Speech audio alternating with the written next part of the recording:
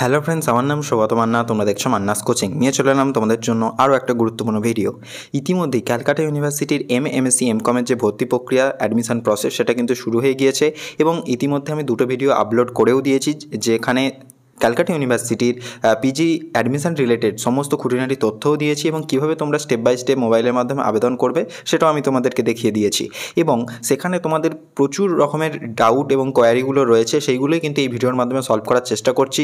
যেমন তোমাদের marksheet related problem এবং আরও যে বিভিন্ন রকমের প্রবলেমগুলো রয়েছে সেই সমস্তগুলো। দেখো, সবার প্রথমে আমার যে বেশিরভাগ কমেন্টটা যেটা পেয়েছি সেটা হচ্ছে তোমার এই একাডেমিক রিলেটেড, অর্থাৎ এইচএসের মানে হিসাবে, এবং তার আগেও এই যে এখানে প্রিভিয়াস পিজি অ্যাডমিশন ডিটেলস, এটা নিয়েও কিন্তু এক দুজন আমাকে জিজ্ঞাসা করেছিলে যে এখানে আমি আগের বছর অ্যাপ্লাই করেছিলাম কিন্তু অ্যাডমিশন নিইনি, তো সেই ক্ষেত্রে কি করব।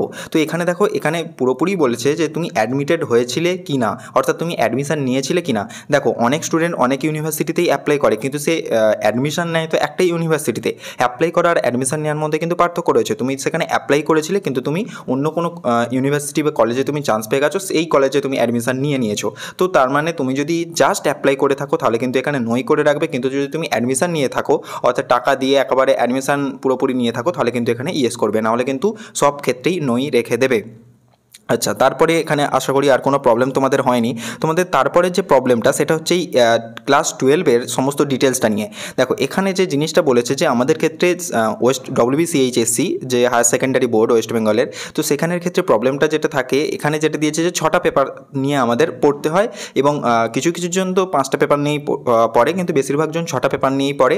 এবং তার ক্ষেত্রে যে 5টা সাবজেক্টের যে 5টা সাবজেক্টে বেশি নাম্বার মানে হয়, সেই 5টা সাবজেক্টে নিয়েই বেস্ট অফ 5 করে আমাদের 500 নাম্বারের যে রেজাল্টটা সেটা কিন্তু বের হয়। তো এখানে যে প্রবলেমটা হচ্ছে, এখানে যে সমস্ত বেশিরভাগ স্টুডেন্টদেরই যেহেতু 6টা পেপার রয়েছে, তারা 6টারই যে থিওরি এবং হচ্ছে প্র্যাকটিক্যালের মার্কসটা দিচ্ছে এবং তারপরে এখানে তো কোনো প্রবলেম নেই, কিন্তু প্রবলেমটা এসে যাচ্ছে এখানে কিন্তু অটোমেটিক্যালি ফুল মার্কস হিসাবে ক্লাস 12-এর যে 600 মার্কসটা নিয়ে নিচ্ছে এবং সেই হিসাবে 6টা পেপারেরই যে নাম্বারটা সেটা কিন্তু নিয়ে নিচ্ছে।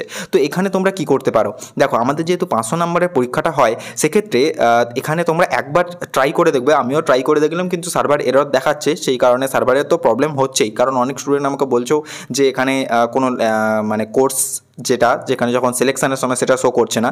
তো তোমরা একটু পরে দেখতে পাবে। তো এখানে 600 জায়গায় তোমরা দেখো ম্যানুয়ালি কিন্তু অ্যাড করা যাচ্ছে, এখানে তোমরা 500 হিসাবে অ্যাড করে দিতে পারো এবং এখানে এই যে নাম্বারটা সেটাও তোমরা অ্যাড করে দিতে পারো যে হিসেবে বেস্ট অফ 5 হিসেবে তোমাদের যেটা হয়েছে, অর্থাৎ মার্কশিটে তোমাদের যেটা রয়েছে। আর এখানে আরেকবার ক্লিক করলেই তোমাদের যে পুরো পার্সেন্টেজটা সেটাও কিন্তু আপডেটেড হয়ে যাবে। যদি এইটা করে একবার তোমরা সেভ করে দেখবে, সেভ অ্যাজ ড্রাফট ওটা করে দেখবে, যদি দেখো যে এখানে 500টা চেঞ্জ হয়ে যাচ্ছে, মানে 600 থেকে 500 হয়ে গিয়েই সেভ হয়ে যাচ্ছে, তাহলে তোমরা এটাই রেখে দেবে।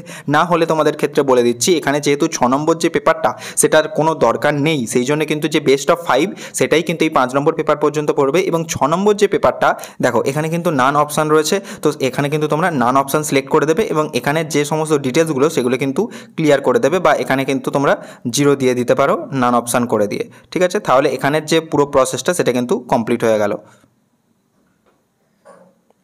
ওকে, সমস্ত কিছু কিন্তু 0 হয়ে গেল, এখানেও তোমরা একেবারে 0 করে দেবে। ওকে, এরপরেই দেখো তোমার এখানে যে ডিটেলসটা সেটাও কিন্তু অটোমেটিক্যালি আপডেট হয়ে যাবে। ঠিক আছে, আশা করি এটা বোঝাতে পারলাম। পেপার 6-এর ক্ষেত্রে নান রেখে দেবে যদি 600টা 500 না হয়, সেভ অ্যাজ ড্রাফট না করে, মানে সেভ অ্যাজ ড্রাফট করে। আচ্ছা, এখানে জিনিসগুলো ক্লিয়ার হয়ে গেল। এবার দেখো পরবর্তী যে জিনিসটা, এখানে যেমন বিএ বিএসসি বিকমের ক্ষেত্রে তোমাদের যে যদি সিজিপিএ হিসেবে যারা সেমিস্টার সিস্টেমে পড়ছো তাদের সিজিপিএ হিসেবে আছে, তো তোমরা এখানে কিন্তু সিজিপিএতে ইয়েস করে দিয়ে তোমরা সিজিপিএ হিসাবেই কিন্তু এখানে দিতে পারো, সেটা নিয়ে কিন্তু কোনো রকম প্রবলেম হবে না। কিন্তু এখানের ক্ষেত্রে অনেক স্টুডেন্টদের প্রবলেম হচ্ছে, যেমন ধরো আমার এখানে যেটা দেখাচ্ছে যে এখানে এই হিসেবেই দেখাচ্ছে, কিছু স্টুডেন্টসদের ক্ষেত্রে যেটা দেখাচ্ছে যে তারা মানে তাদের গ্রেড পয়েন্ট হিসেবে দেখাচ্ছে যে 6 কোনো সাবজেক্টে অনার্স পেপারে যেমন ক্ষেত্রে 6, 4, 2, 2 এই হিসাবে। তো তোমরা সেই হিসাবেই কিন্তু দিতে পারো এখানে, এবং তোমাদের যে মার্কশিটের দেখবে ওখানে মানে গ্রেড পয়েন্ট টু পার্সেন্টেজ যে ক্যালকুলেশন সেটাও কিন্তু ফর্মুলা দেওয়া রয়েছে, সেটা থেকে তোমরা কিন্তু এখানে পার্সেন্টেজ হিসাবে বসিয়ে দিতে পারো, বা তোমরা তোমাদের যে গ্রেড পয়েন্ট সেই হিসেবে কিন্তু দিতে পারো।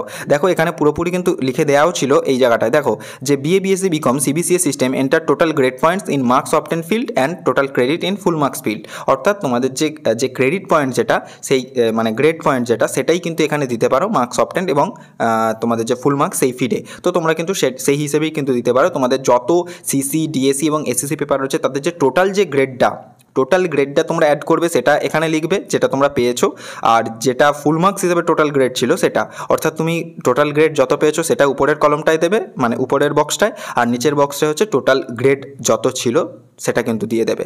সেই হিসেবে হলেই কিন্তু হয়ে যাবে। আর তো এখানে আশা করি তোমাদের প্রবলেম হচ্ছে না।